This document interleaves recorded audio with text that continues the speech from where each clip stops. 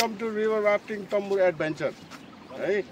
म चाहिँ तपाईहरुलाई के भन्न चाहन्छु भने हामी न टेक्निङ न समाउनीको यात्रा गर्दैछ। यसलाई एडभेन्चर भनिन्छ। यसकोमा चाहिँ के हुन्छ र कसो हुन्छ त्यो जानकारी दिन चाहन्छु म तपाईहरुलाई।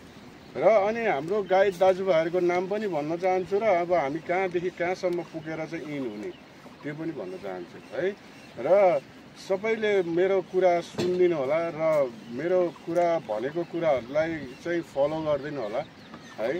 जुन जुन डुङ्गामा बसेको छ त्यो डुङ्गाको गाइडले भनेको चाहिँ कुरा सुनेर चाहिँ फलो गरिदिनु होला है।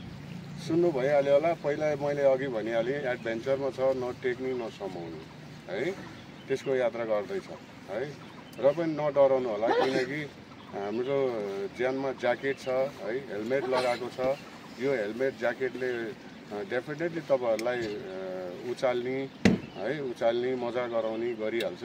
केही नयाँ भए पनि पुरानो भए पनि नडराइकन बोटमा बसेर हामी फ्लोटिङ गरेर सबै यो तीनटै बोटमा रमाइलो गर्दै जानुपर्छ। अब हाम्रो यो एक दिनको यात्रामा चाहिँ लाइक वी आर फ्यामिली जस्तै है।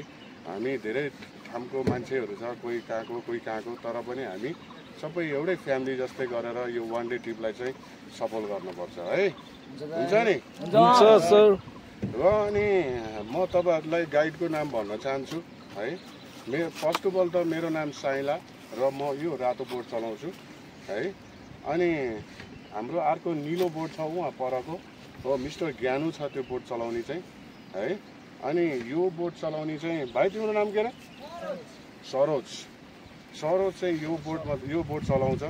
अनि हाम्रो सेफ्टी कायक छ यो रातो बोट। यो रातो बोट चलाउने चाहिँ मिस्टर बिर्खे भन्छ है। मिस्टर बिर्खे है। चाहिँ यो सेफ्टी कायक चाहिँ किन हाम्रो यो सेफ्टी कायक भनेको लाइक एम्बुलेन्स है। यति तपाईहरु यो र्यापिड भन्छ नि, हाम्रो यसकोलाई चाहिँ र्यापिड भनिन्छ। यसमा चाहिँ यो तीनटा बोटको अगाडि गएर चाहिँ ऊ बटममा वेटिङ गरेर बसेको हुन्छ। किन भन्दाखेरि चाहिँ इनकेस तपाईहरु फस्नुहुन्छ कि भनेर चाहिँ तपाईहरुलाई रेस्क्यु गर्नको लागि चाहिँ यो बटममा बसिरहेको हुन्छ है। यो चाहिँ रेस्क्यु कायक हो यो है। र अनि हामी यो स्टार्टिङ पोइन्ट मूलघाट हो। अब हामी मूलघाटबाट हामी केही बेरमा हामी फ्लोटिङ गर्छ। अनि फ्लोटिङ गरिसकेपछि 1 घन्टा लगभग 1-1.5 घन्टा पछि हामी एउटा ऱ्यापिड आउँछ, आश्रम भन्ने ऱ्यापिड आउँछ। त्यो ऱ्यापिडमा हामी चेक गर्छु हैन।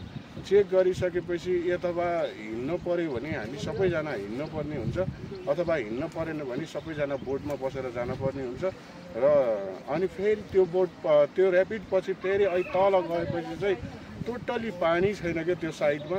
अनि यतापट्टि गयो भने चाहिँ ठुलो छाँगा, घरभन्दा नि ठुलो छाँगा छ। त्यसमा गयो भने हामी डेन्जर बाटो कहिले पनि हामी तपाईहरुलाई लाने कोसिस गर्दैन है। हामी जतिरै पनि सेफ लाइन गरिरहेको हुन्छ किनकि मजा पनि होस् र सेफ पनि होस् भन्ने हिसाबले हामी हिँडेको हुन्छ है। अनि त्यो ऱ्यापिडमा चाहिँ टोटल मान्छेहरू सबैजना हिँड्न पर्ने हुन्छ। इभन हामी पनि बोट पनि यसो तानेर चाहिँ हामी पनि हिँड्ने हो त्यो ऱ्यापिडमा। कोही पनि हामी चाहिँ जान्छु भन्ने हामी पनि गर्दैनौँ है। र अनि त्यसपछि त्यो ऱ्यापिड पछि चौतारा घाट, त्रिवेणी घाट पुगिन्छ। त्रिवेणी घाटमा गएपछि हामी त्यहाँ लन्च गरिन्छ, खाना खाइन्छ। खाना खाइसकेपछि फेरि हामी बोटमा बसेर चाहिँ अन्टिल टेक आउट पोइन्ट चौतारा घाट पुगिन्छ है।